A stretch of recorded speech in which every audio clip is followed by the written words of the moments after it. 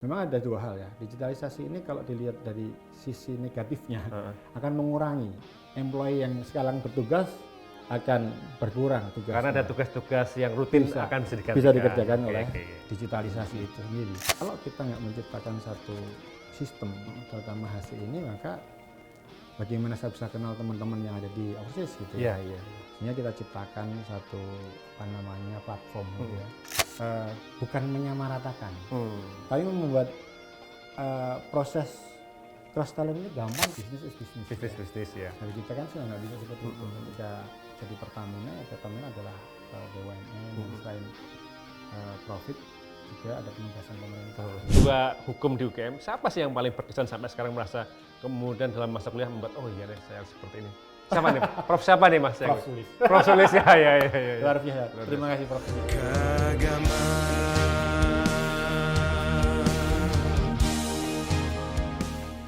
Ya, assalamualaikum warahmatullahi wabarakatuh.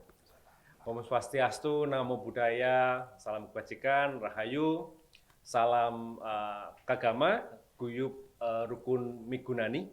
Kali ini ketemu lagi dengan Pot Kagama. Nah, tamu kita kali ini sangat menarik. Bersama kita Bapak Muh Eri Sugiarto. Beliau Direktur SDM PT Pertamina Persero. Selamat datang. Terima kasih. Saya panggilnya Mas Eri aja atau Pak Eri nih? Waduh, Mas aja lah. Mas Eri ya. Nah, Mas Eri anggota Kagama, dan kemudian sekarang karena tugas beliau di Pertamina, kita ingin belajar nih Mas Eri, mendengarkan kiprah dan juga inspirasi tentang bagaimana Mas Eri berkarir di Pertamina. Nah, yang pertama nih kayaknya yang menarik ini, Pertamina kan punya sejarah baru nih, pencapaian keuntungan laba tertinggi dalam sejarah gitu ya, dan kemudian kami yakin dari kita melihat ini kan juga peran karyawan, human capitalnya Pertamina. Apa sih yang kemudian transformasi apa yang sekarang dilakukan di Pertamina nih untuk mencapai hal itu nih Mas Eri? Oke, mungkin saya jawab nggak salah serius nih Mas. Iya, monggo, nggak apa Mas. Jadi ya kalau kita mungkin step ke belakang dulu ya. Saya mungkin gabung di Pertamina tahun 2020 ya. Dari saya mengelola human capital yang jauh lebih sedikit lah daripada di Pertamina. Mungkin hari ini sekitar 45.000 lah. 45.000 orang gitu ya. Nah di sini saya ngelihat bahwa kita punya bonus resourcesnya Pertamina cukup hebat gitu ya. Jadi ketika saya masuk, saya melihat, saya mapping lah ya teman-teman. Kalau di sana di Pertamina namanya perwira gitu. Jadi istilahnya perwira ya. Pertamina ini ada 45 ribuan gitu ya. Yang itu terdiri dari ada Gen Z, Gen Y dan seterusnya gitu ya. Komposisinya jadi rame Mas ya. Rame ya. Nah ini kan kita pertama kali ini satu keuntungan karena kita punya resources yang cukup bagus gitu ya. Nah kita melihat pertama kali dari itu. Kemudian karena human capital jadi satu hal yang penting ketika merunning satu bisnis. Seperti Pertamina yang kita punya 6 subholding. Jadi sejak tahun 2020 kita bertransformasi dari proses holding subholding. Nah, kita punya 6 subholding core Pertamina dan ada 6 anak perusahaan portofolio. Nah, dengan segitu banyaknya entitas di bawah Pertamina, kemudian kita juga punya perwira yang segitu banyak. 45 ribuan itu nih Mas ya. Yang punya kualitas luar biasa lah. Buat saya sih yang terbaik lah hari ini yang ada di kita punya gitu ya. Nah, ini dalam pikiran saya cuma satu. Ini kalau ini tidak bisa meleverage maksimal terhadap profitnya Pertamina, ini berarti ada yang salah. Iya, gitu ya. Nah, yang kita lakukan adalah pertama kali kita harus tahu nih keinginan mereka seperti apa. Ya, kita harus tahu. Terus mereka, karena saya berpikir bahwa dengan keinginan yang kita ikutin lah, kita tinggal mengarahkan karena kita punya resources yang luar biasa, jumlah yang luar biasa juga, kemudian bisnisnya dari hulu sampai hilir dan yang seterusnya, kita bentuk itu dulu. Menemukan apa employee satisfaction index-nya gitu. Betul. Ya, kepuasan karyawannya. Nah, itu yang pertama kali kita lihat di situ. Nah, dari itu kita bisa mapping. Dari sekian ribu itu pasti ada yang terbaik dari yang terbaik gitu ya, best of the best gitu ya. Nah, ini yang kita lakukan. Setelah kita lakukan, maka setelah itu kita dapat apa sih kekurangan mereka. Nah, itu yang kita lakukan, ya ada coaching, training dan seterusnya. Jadi malah memulainya dari mapping yang pas, kemudian mana yang kurang pas diimprove sana biar startnya apa levelnya sama gitu ya. Betul. Jadi awal mungkin saya 6 bulan pertama hanya mengamati, karena saya datang sendirian, saya nggak punya pasukan, saya datang di satu ya seperti nggak ada teman gitu ya. Jadi saya pertama kali saya lakukan, kita amatin dulu nih apa, seperti apa dan mau diapakan setelah kita tahu. Nah, itulah sehingga kita bisa tahu para perwira ini punya keinginan diapakan, karena begitu dia ingin, kita lakukan sedikit aja dia akan langsung ikuti polanya. Nah, itu yang kita lakukan pertama kali. Nah, memang setelahnya kita ciptakan apa namanya ya mungkin kita yang pertama kali adalah kita sentuh bahwa perusahaan ini perusahaannya hebat. Anda adalah part of satu perusahaan yang hari ini yang terbesar di Indonesia. Saya cerita ketika saya di tempat sebelumnya gitu ya, dengan segala di sini dengan segala kelebihan lah gitu ya. Di sana jadi kalau kekurangan sini secara kelebihan, tapi selalu ada sisinya selalu afirmasi positif gitu ya, gitu. Jadi itulah yang kita bangkitkan sehingga mereka punya semangat untuk bagaimana berbuat yang terbaik untuk perusahaan ini. Kira-kira gitu, Mas. Oke. Menarik ini ya. Jadi memulai dari afirmasi mapping yang pas, ketemu ini ada gap di mana, kemudian menemukan apa ya posisi yang bareng nih Mas ya. Oh ya posisi positif bersama apa yang menarik untuk terus digali. Nah, kan tadi Mas Eri ngobrol komposisinya macam-macam nih ya. Dan kemudian sekarang dengan perkembangan teknologi transformasi membantu untuk membuat para perwira ini sesuai dengan ekspektasinya manajemen Pertamina, apa sih yang Mas Eri sama tim kerjakan nih Mas Eri?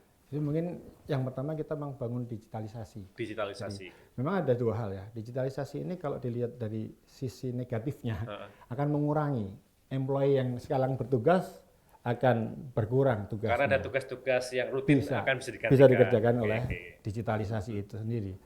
Tapi di sisi yang lain sebetulnya ini akan lebih mengefisienkan proses lah. Nah, kita bangun itu. Nah, mungkin satu hal ya yang waktu itu saya pikir, ini kita seluruh bahkan di internasional ya di global ya, di global kita ada banyak yang di luar negeri gitu ya, karena Pertamina juga beroperasi di sana. Betul. Ya. Kalau kita nggak menciptakan satu sistem terutama HC ini, maka bagaimana saya bisa kenal teman-teman yang ada di overseas gitu ya. Sehingga kita ciptakan satu apa namanya platform gitu ya. Mungkin hari ini kita ya kalau untuk internet tahulah bahwa kita punya satu platform namanya M-Talent. M-Talent. M-Talent ini kepanjangannya apa tuh M-Talent Mas? M-Talent ya talent kita lah gitu. Jadi emang cuma punya Pertamina. Oh iya, gitu. Punya Pertamina ya. Gitu. Disitulah kita sistem platform ini bisa dilihat asal punya nopek gitu. Nomor pegawai ya. Dia bisa ngelihat di mana dari gadget masing-masing para perwira ini dia bisa ngelihat posisi sekarang dia di mana, jabatan apa. Kemudian kalau kita pengen atau si A ini pengen menjabat kejabatan apa, itu bisa kelihatan. Terus gapnya di mana. Oke, oke, Jadi oke. gamenya di mana, kemudian apa yang harus dia lakukan untuk bisa menduduki paling enggak syarat requirement-nya sesuai gitu. Nah itu kita pakai digitalisasi. Kenapa itu harus dibangun? Karena satu, karena jumlahnya yang banyak, Iya, iya, 45.000 dan saya bayangin banyak banget tuh, Mas. betul, dan tersebar dimanapun gitu. Jadi kita nggak harus kenal, tapi begitu dia masuk ke situ, dia bisa tahu saya kurangnya di mana, gap saya di mana, untuk jabatan ini saya harus ngapain gitu. Nah ini yang kita bangun, dan so far banyak di inilah beberapa apa namanya Teman benchmark lah, benchmark ya. pada menjadi benchmark ke teman-teman lain lah gitu. Mas, ini menarik ya, digitalisasi punya platform dan dengan warna-warni karyawannya semua kemudian agile untuk beradaptasi. Yang ingin saya tanyakan agak menarik, Nes. Bagaimana kemudian, kan saya misalnya perwira Pertamina nih, Iya. saya tahu, oh saya ingin punya exposure, experience di misalnya kan 6 subholding nih, Ya. itu bisa dengan gampang pindah-pindah gitu, bukan gampang, ada opportunity untuk ke sana gitu, Mas Heri? Sangat bisa. Oh, Jadi kita memang cross talent itu cross talent dimungkinkan. ya. Jadi baik dari apa namanya, dari core maupun ke AP. Karena ada 12 berarti kan ini. Iya, iya. Ini bisa dilakukan cross talent dari manapun lah. Bisa pindah-pindah gitu. Dan memang itu satu pekerjaan rumah tersendiri, karena memang kalau kita melihat di Pertamina-nya ada hulu sampai hilir. Ini ada perbedaan dalam remunerasi ini beda-beda. Nah ini yang PR kita bersama adalah bukan menyamaratakan, tapi membuat proses cross talent ini gampang, karena itu sudah bisa terpenuhi. Artinya ketika dari subholding upstream pindah ke downstream itu ya tidak boleh turun lah. Iya, iya. Nah, ini jadi harmonisasinya ditemukan standar yang pas itu ya, Mas. betul. Mas Tori, ini saya agak dalam nih. Kan Pertamina udah gede banget nih, tapi yang menarik kan karena beberapa perusahaan yang misalnya kontraknya habis, kemudian sama pemerintah diberikan Pertamina. Ini culture-nya, harmonisasi culture gimana nih, Mas? Ada tips-tips apa nggak sih dari ini? Ya, memang kita ada K3S ya, yang 2 tahun ini gabung sama kita, Chevron, Vaiko, Total dan seterusnya ya. Mereka beda-beda nih, culture-nya beda. Memang kita suarakan One Pertamina. Nah, memang mereka yang pertama tentu kita males lah antara orang asli dengan tim Pertamina asli gitu. Jadi memang ada penempatan dari kita ke sana, dan juga memang ada proses transformasi culture juga ada. Nah itu alhamdulillah sampai hari ini proses itu cukup berjalan dengan baik, sehingga so far sampai hari ini One Pertamina ada di mana-mana lah. Kalau sekarang udah ada, aku Chevron sudah nggak ada, aku Total udah nggak ada, ya adanya saya Pertamina. Jadi kalau boleh dua itu Mas lihat, berarti ada transformasi digital dalam penyiapan harmonisasi standarisasi, juga transformasi kulturalnya. Ya, memang hari ini mungkin udah kedengaran lah kalau bahwa saya ada core values akhlak lah di BUMN ya.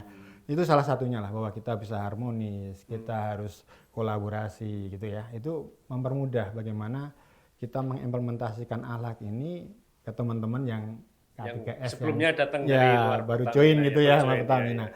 Nah ini kita sosialisasi, kita coaching ya dan seterusnya. Itu. Jadi kita ada agent of change tentang itu. Jadi kita di setiap K3S yang gabung sama Pertamina, mereka ada tim itu untuk saling saling mengisi lah. Iya. Saya membayangkan tuh pekerjaan Mas Heri ini menantang sekali gitu ya. Sudah harus menyiapkan standarisasi, governance untuk human capital, di sisi lain juga harmonisasi dengan culture yang lain gitu ya. Nah, boleh cerita nggak Mas, ada nggak sih yang pengalaman-pengalaman yang unik dalam proses transformasi ini, dan juga transformasi kultural mungkin ada orang yang gap generasi kemudian, aduh Pak Heri, saya nggak bisa nih main M-Talent ini. Oh, kalau itu nggak ada lah, kalau itu nggak ada. Alhamdulillah nggak ada yang main itu nggak ada. Ya, memang kalau mengoperasionalkan M-Talent sangat mudah lah gitu ya. Jadi kita kita develop terus agar prosesnya semakin mudah dan semakin mudah dipahami juga bagaimana pemerasan itu. Tapi mungkin kalau sesuatu yang unik memang yang K3S yang mungkin seperti Chevron itu kan dulu kan mereka apa ya, mungkin budayanya ya bisnis is bisnis ya. Nah, kita kan sudah nggak bisa seperti itu. Ketika jadi Pertamina, ya Pertamina adalah BUMN yang selain profit juga ada penugasan pemerintah. Nah, ini yang kadang mereka ya harus terus berdiskusi gitu ya, agile, beradaptasi dengan itu ya. Itu yang mereka kadang harus diingatkan. Kadang mereka kan berpikirnya selama ini hanya bisnis, sekarang tidak bisa seperti itu. Nah, ini yang memang tentunya kita membuka ruang diskusi untuk bagaimana kita bisa apa ya mungkin kalau mereka jadi bisa bukan Pertamina lah. Jadi mereka harus tinggalkan kebiasaan lama dan ikut bagaimana culture Pertamina itu sendiri gitu. Jadi ada impact bisnis untuk negara dan juga impact yang positif untuk penugasan dalam rangka kebaikan yang lebih lain ya, ekonomi. Ya, pemberdayaan masyarakat dan lain-lain yang mungkin dalam konteks ekonomi lokal gitu ya. Betul.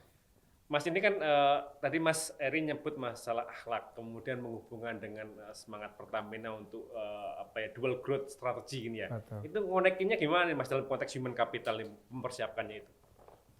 Jadi kan kalau kita ngomong dual growth strategi ini kan artinya gini, ketika Pertamina tetap melaksanakan bisnis yang existing, yaitu fossil fuel, tapi juga kita tetap perkuat, kita tetap jalankan, tapi juga kita mulai shifting ke yang green lah gitu ya. Jadi sustainable energy ini yang memang harus tetap tidak menjadi pilihan sebetulnya kan, jadi mandatori kan di next energi mendatang harus seperti itu. Nah, terkait dengan akhlak, memang saya meyakini dengan core values ini akan menjadikan tanggung jawab dari para perwira itu bagaimana melaksanakan dua hal ini bisa seimbang. Memang hari ini kita baru shifting nih di yang sustainable, renewable dan seterusnya ya. Itu tapi kita akan, karena kita meyakini bahwa itu akan menjadi bisnis Pertamina mendatang gitu karena memang dunia untuk pun pipeline future betul, bisnis ya. Jadi dengan akhlak inilah bisa mendorong percepatan proses itu semua. Oke Mas. Ini kan operasi Pertamina di Indonesia, di luar negeri gitu. Jadi kayaknya Mas Eri akan sering traveling juga nih Kebetulan kalau asing enggak kan. Kalau asing enggak ya. Kalau kreasi lihat ke ke set gitu ya. Ya sekali-kali boleh lah kan. MBT gitu. Manajemen walkthrough boleh, kadang-kadang milih-milih yang aman aja gitu. Jangan yang terlalu jauh gitu ya. Ya kalau di hasil nih kadang kita harus ke luar gitu ya. Itu ya kita memang harus melihat bagaimana kita mendevelop perwira kita. Mungkin kalau kita omong oil and gas kan di luar kita banyak bisa belajar gitu ya. Kemudian kemarin kita juga ke Microsoft, ke LinkedIn di US gitu ya. Itu belajar lah untuk bagaimana mereka telah menggunakan platform-platform yang ada di sana gitu ya. Jadi relatif kalau saya keluar ya untuk sambil belajar lah. Dan nanti ngajak teman-teman juga belajar di sana, itu kira-kira seperti itu. Ini kayaknya kalau ngomongin belajar nanti kita akan geser ngomongin kampus nih Mas Eri nanti. Tapi sebelum itu silakan Mas Eri diminum dulu nih. Semangat alumni dari masa ke masa memberi kontribusi nyata. Munas Kagama satukan semua asa, strategis bersinergi membangun bangsa negara. Munas Kagama 2024, mari satukan semangat. Kagama Munas Kagama bakti untuk bertimi, guyup rukun migurani.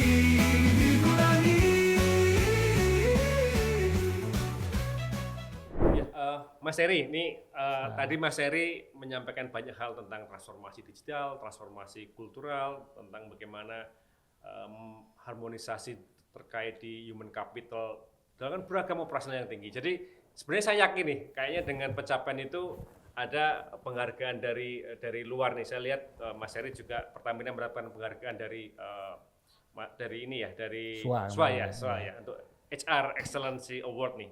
Ya. Ini kategorinya banyak juga nih, saya lihat dari HR Learning and Development, kemudian HR Knowledge Management, sama predikatnya bagus, very good. Jadi boleh dibagi nggak Mas tips-tips apa sih yang kemudian pihak luar mengapresiasi pencapaian dalam dunia human capital ini, Mas? Oke, mungkin yang pertama kita dari proses rekrutmen ya, memang seperti mungkin teman-teman yang lain lah, bahwa ya memang kita dari sisi IPK gitu ya 3,0 minimal dan seterusnya. Artinya ketika kita punya resources yang bagus, tentunya kita lebih mudah ketika mau mengembangkan mereka gitu ya.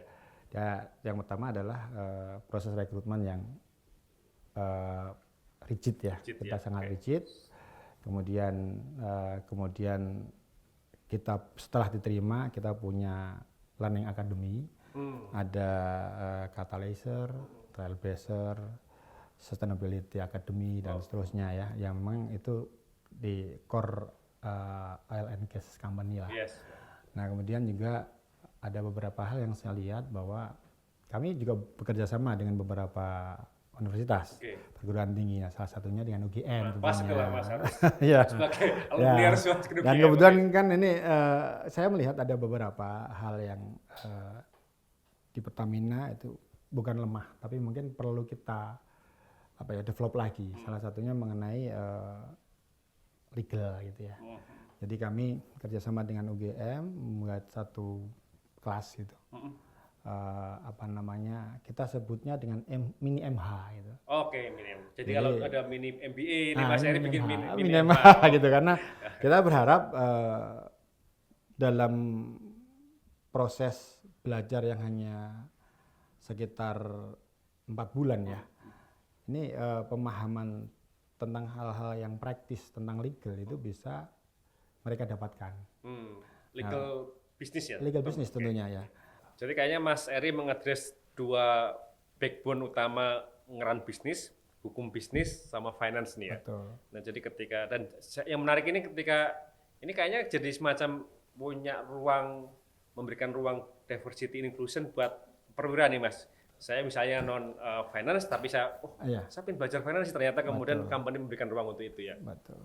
Kalau perempuan gitu juga mana Mas? Gimana? Untuk sama perwira yang perempuan dan laki-laki dalam konteks untuk eager mendapatkan ilmu-ilmu baru itu, bagaimana company memfasilitasi Mas? Sama ya. Jadi kita nggak ada perbedaan antara perempuan dan laki-laki, wanita dan pria, equal lah. Iya, equal, ya. Semua equal treatment ya. Jadi memang harapan kita proses ini akan lebih mematangkan mereka dalam bisnis, karena satu hal yang selalu saya sampaikan ke teman-teman perwira bahwa kita kalau ngomong bisnis itu satu capitalnya harus ada, ya kan? Kemudian growth, artinya kalau bisnis itu nggak growth ya buat bisnis gitu ya. Dan kemudian yang lebih penting adalah semua itu legalnya.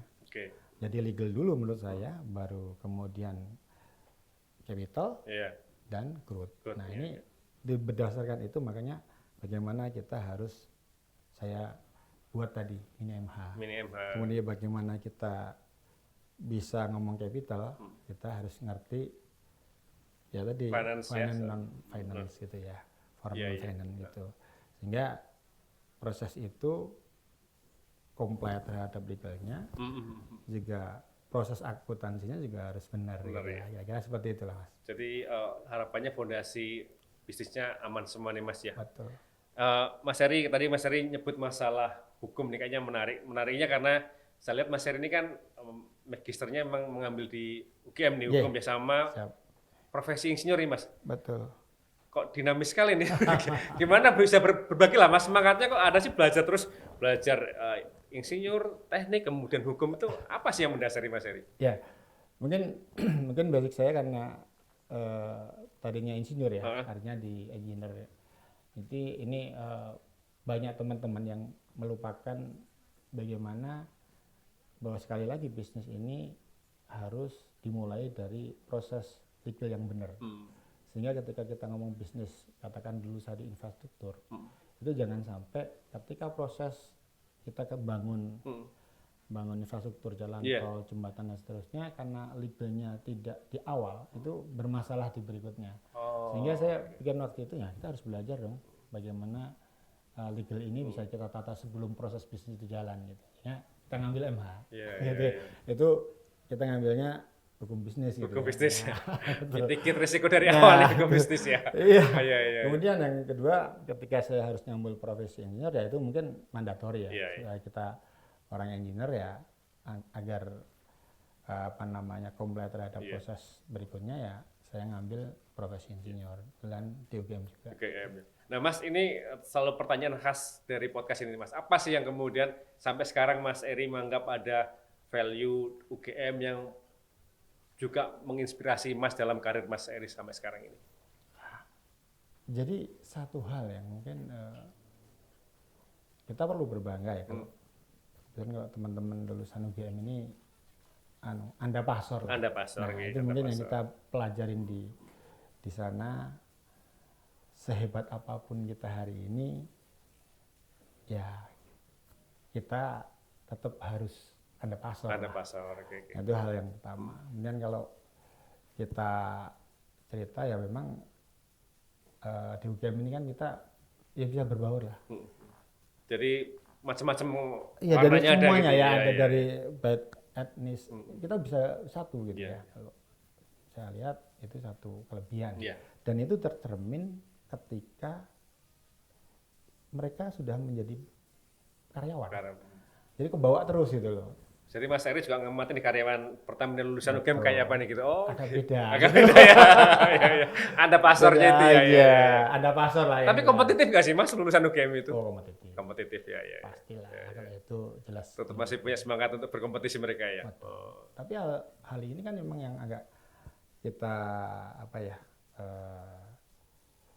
agak susah itu ketika Anda pasor ini masih ke bawah lah sampai di dunia kerja ini susah karena gimana Mas Ari melihat itu yang harus misalnya apakah lulusan UGM juga harus mengejas dirinya atau seperti apa? Enggak lah, kalau orangnya udah ke bawah ya. Udah ke bawah. Jadi udah given ya. Itu given itu jadi nggak perlu ini. Tapi dengan itu menyebabkan kita jadi ya nggak ada gap lah ketika kita menduduki satu jabatan kita ya nggak lupa lah. Jadi Anda pasar tetap kita saling menghormati dengan yang lebih tua tetap hormat walaupun kita sudah jabatan lebih tinggi gitu ya. Nah itu yang saya rasakan teman-teman lulusan UGM seperti itu. Dan itu value. Iya, sepakat Mas Eri. Luar biasa lah. Cuma ini Mas Eri, kan saya dengar juga lagi ngambil dokter. Kayaknya Mas Eri belum, mohonlah dibagi lagi ini. Kenapa sih kok udah posisinya karirnya bagus, kemudian sekolahnya kemana-mana, sekarang ngambil dokter gitu ya. Apa sih, apakah ada mimpi yang mau dikejar dalam konteks pendidikan, ataukah apa semangatnya di sana Mas? Mungkin ini, kalau kita sudah ngambil S1, S2, kalau enggak sekalian S3 itu masih ada kasur. Kurang yang pertama. Nah mungkin tanya wajar belum menyampaikan. Saya kan agak loncat lagi di akuntansi gitu ya. Nanti memang kalau di akuntansi ini memang sekali lagi saya merasa sebagai engineer kemudian saya juga di legal gitu ya. Ada hal yang mungkin kita harus belajar bagaimana tentang akuntansi ini. Satu hal yang ketika saya masuk ternyata susah. Satu pelajaran yang memang menurut saya setelah kita pokoknya harus semuanya nol gitu ya. Hasilnya harus gitu. balance itu kurang satu rupiah aja masalah ya. Jadi memang saya pengen masuk ke situ untuk bagaimana kita jadi ngerti sesuatu itu memang harus akuntabel lah ya. Harus nol, harus prosesnya benar dan seterusnya lah. Nah, ini ya mudah-mudahan lah Mas. Kemarin juga alhamdulillah minggu lalu saya sudah dapat kandidat doktor. Alhamdulillah itu kan. Selamat juga kami dari Kagama senang nih Mas bangga dengan kandidat dokternya Mas. Ya. Mas ini pertanyaan titipan biasa nih Mas dari teman-teman Kagama. dengan journey Mas Eri yang bekerja di BUMN banyak, kemudian sekarang di Pertamina, apa saja sih yang kemudian lulusan UGM yang mungkin bisa jadi orang tuanya nonton atau mahasiswa UGM nonton, yang mereka harus mempersiapkan diri nih untuk bisa berkompetisi, untuk bisa berkarir di BUMN misalnya ataupun di Pertamina misalnya. Jadi ada dua hal yang menurut saya ini harus menjadi apa ya,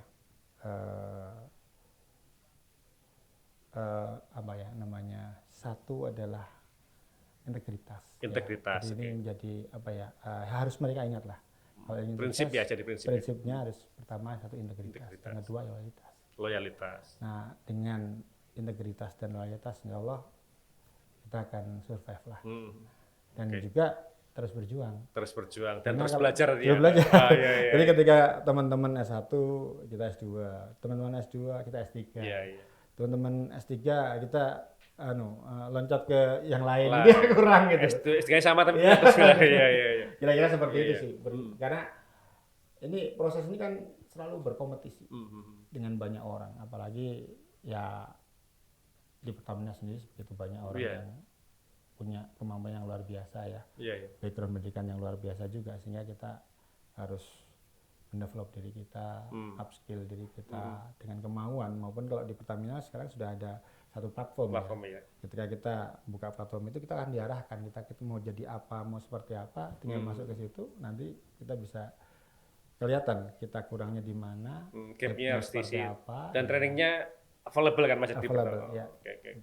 Jadi kayaknya para perwira yang di Pertamina sangat bersyukur nih Mas, kalau misalnya dari orang non finance pengen finance, oh ini ada gapnya nih, harus belajar.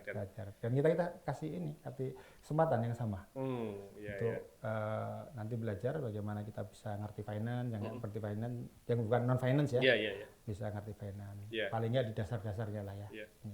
Nah, titipan saya lagi nih Mas, dosen waktu S2 hukum di UGM, siapa sih yang paling berkesan sampai sekarang merasa kemudian dalam masa kuliah membuat, oh iya nih saya harus seperti ini.